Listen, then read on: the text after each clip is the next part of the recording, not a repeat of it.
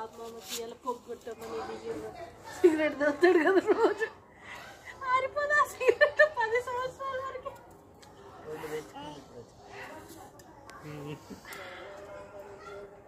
Check అంటే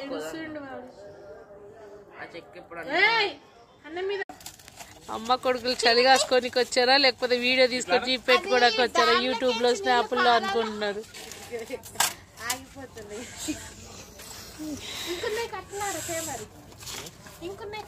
ఏమ్రా ఆరుష్ సిగ్గుపడుతున్నావు ఏమ్రా?